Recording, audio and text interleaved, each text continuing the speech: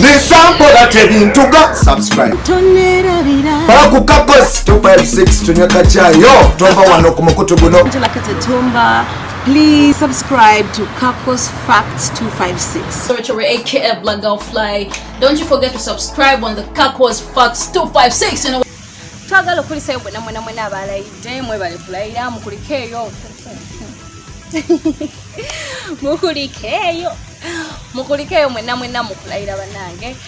Manya ne dobozi nze Rosemary na Nesibera nze kamera ne munange. Abela isenange Chase me kuleka ntukutusako bye wasubidwa okulaba mu ngeri emu obendala. Ate nga njagala bategeza abatusaamu ensimbi be bahaya level to and travel agents.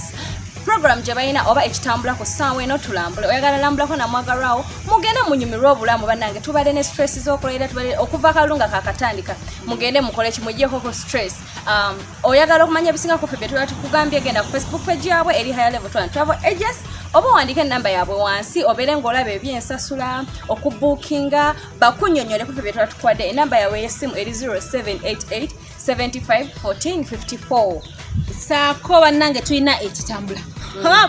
nga tulina ka promotion ke turaninga nga kano ka promotion mukwano tosanidde kuba nti okola otya osigalira olina okukola kitono nnyo just gwe kulikinga zi video zaffe then tunategeera batya nti munywanyi oli eyo otumatira otufa nti otulaba nnyo olina kugenda mu commentary section n'okomentinga kyona kyoyagala okukomentingako oba ngoye toga leero ze mwanyumidde oba jangilas nogamba leero zino bukyuseemukko ate n'ogamba nze oba mundeetereko kwono bukyona kyowulira nti oyagala okukola ki okukomentinga ku story zonna ezisinga okunyumira oba mu stories oba tukoze 3 oba 4 n'ogamba nti eno yo mwakikubye naye nga atulaba agamba nze nfuniramu wano wofuniramu tugenda batulonda abawanguzi buli luvannyuma lwa wiiki nga ka weekend ngako nga tutulanga tugamba naye ani asinze okukomentinga ani asinze okunyumirwa ffe nga tulondamu abawanguzi baffe nga tukola baki nga tufuna engeri gye tukutuukiriramuko nga tukusaba akanamba kawafunira embizi ani atakimanyi nti embizi zitutawaanya network eri bane bakyasinze okukola ki leka tutugana jogera naye embizi fenna nga tumanyi nti zitutawaanya so Couples Facts ezze ne promotion eno ki ejaba egabira abantu ab'enjawulo embizi oba obeerawa kakati gwe munywanyi atulabira emitala w'emayanja okitegeera ojjabba engeri gye tutasobola muwa embizi asobola appointinga omuntu nagamba muziwe rozi wange ono natusindikira ennamba ye ate abalala musobola okusindika akavidiyo ko nga kampi nnyo ku WhatsApp n'ogamba nze mukyuse mu kino oba mutuse mu kino mujjaba mukozesa ennamba y'essimu eri 0758 104969 njiddamu eri nooti 758 emu nooti 4969 kakati ngenda bera nga mbatandikirawo naye nga tetunabatandika stories zaffe twagala okusooka ocrediting oba nkiyite ki okwogera ku bayimbi abayimbi bataddemu sente do tebakola naye bagezezaako tulaga nti kyaka balinayo buside jobs apart from the singing thing abayimbi bano bazze bakola collaborations ez'enjawulo tulabye nga bazze besaamu amanyi bayimba twalaba zizze omwaka guno nyingi ne right now ezze tuyinawo ezokya waliwo eri ku coming soon eya mwana mulenzi Palaso plus Sasha Brighton twalaba ofaananyi ne bwayitinga naawe ne mu byangu ya msimanga they are bonking each other my dear no it's a collabo baleta oluyimba olupya lujja ate still Palaso ayina oluyimba neziza Bafana king of dance bali bat promisinga nti bajja kuwakinga out on ate they are good friends yeah I've been seeing some videos nga mulimu Palaso mulimu ne that guy katenza kungama they are non friends I live alone Palaso ne collaborate ne Bruno rwafulumye ne video eri out and Nava is one of the legends we have in Ray baluita aliwaso mulunonyeko nalwo limba lwa tabu talking about Nava Gray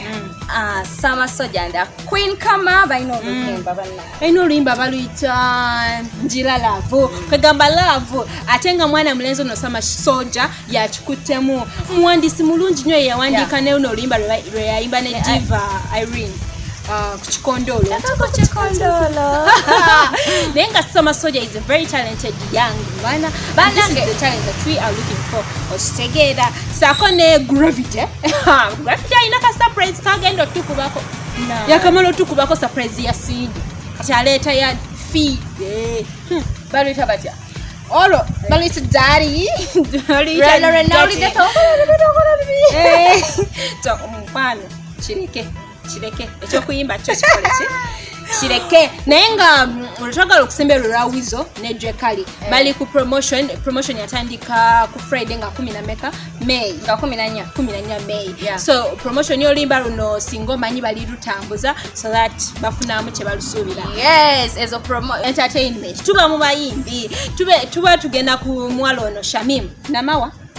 nga muyimbi kati we tuba tuwogera saawa zo tuba tugamba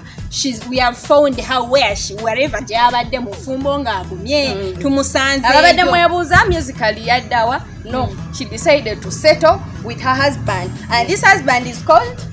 Apollo Kantiti former MP Chaddondo yoyo by the way yoyo Kantiti mwami Kyagulanyi gwe yajjayo n'abigano bayazirikana okuzirika oyo yennyini gwe tuliko naye ng'ensonga etulese olunaku olwaleero nti bubbi theft ti mwana muwala ono Shamimu ng'olese biri bye yamansulanga nalowooza Apollo nalowooza musician so she had to put out her talent bakyabayisaamu visa naye nga yabbambwa ebiwandiiko ebiki empapula z'ekyapa simanya ttaka n'abibba n'agamba tojja biraba and they married they are kati obatabbi aba aterese my dear aterese is not my concept kati let me tell you omukwano abasajja be bantu babateekyesigika omusajja asobola okwata ekyapa ky'ennyumba gye musulamu n'akisinga oba n'akituta without you knowing okitege and if you have kids you have to secure your kids future era ye nga mwana mwalo nagamba abadde ekyakola ekyo kyenyini kyogambye abadde securinga future y'abaana be kubanga omwana omusajja ono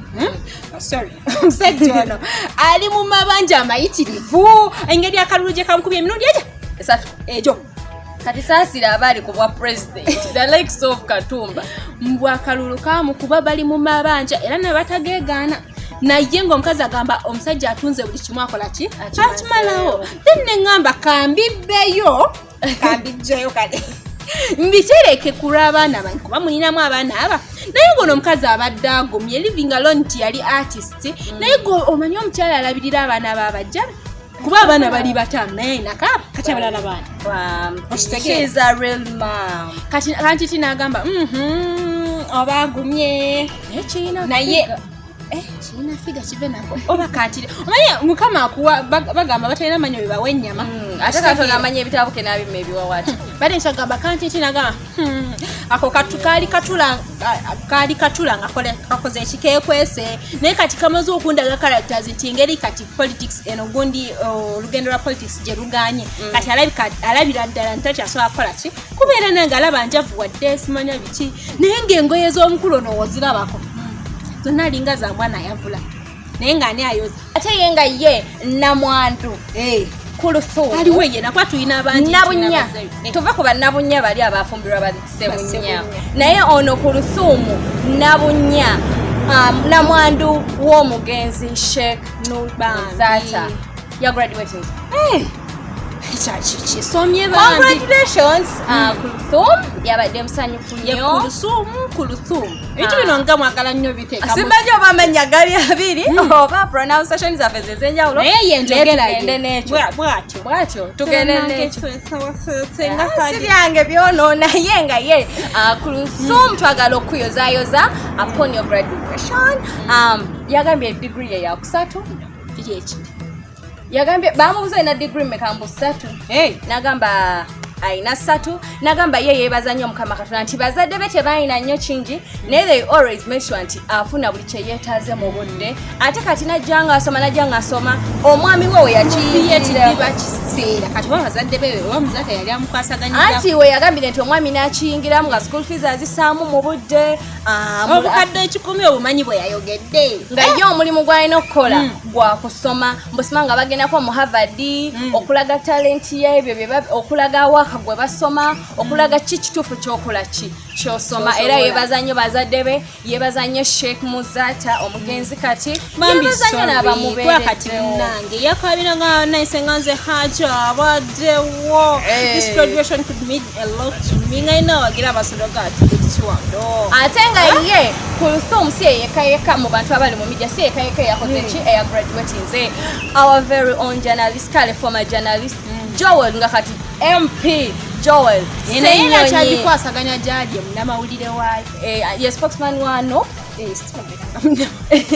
yeah spokesman wano Joel Senyonyi naye nga teyalabiseyo ngungu makerere ate nga kigambibwa mu nkuba eyo nti ngo qualifying okubeera ku mikolo gino olina okubeera ngo ina first class ngo ina zi masters ngo ina first class Joel alina first class uli nsonga lwaki teyalabiseko Joel spokesman wano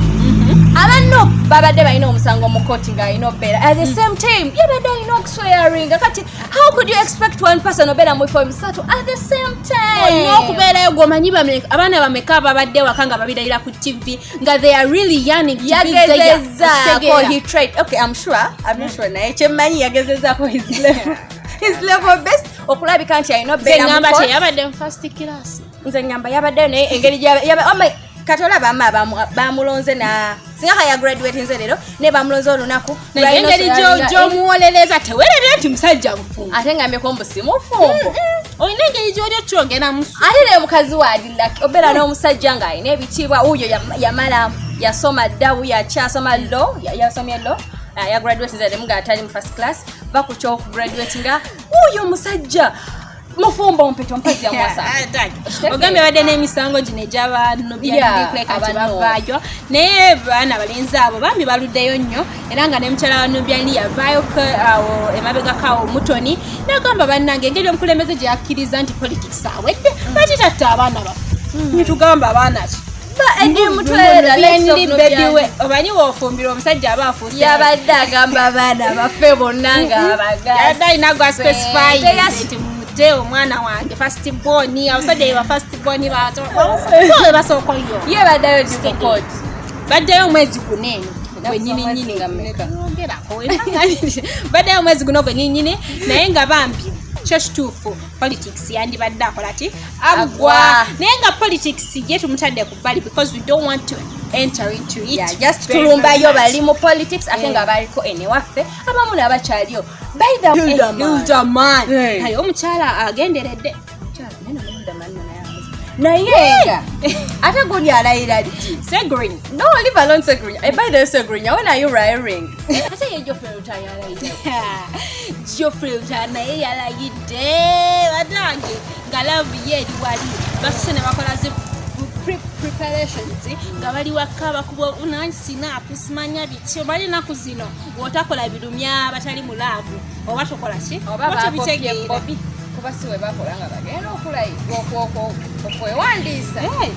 toyita baleeta pasitampo n'abasabire wakabobi ne babi n'abasabire ane beeteka ne baleka batambula kyo just know nga wekyali ku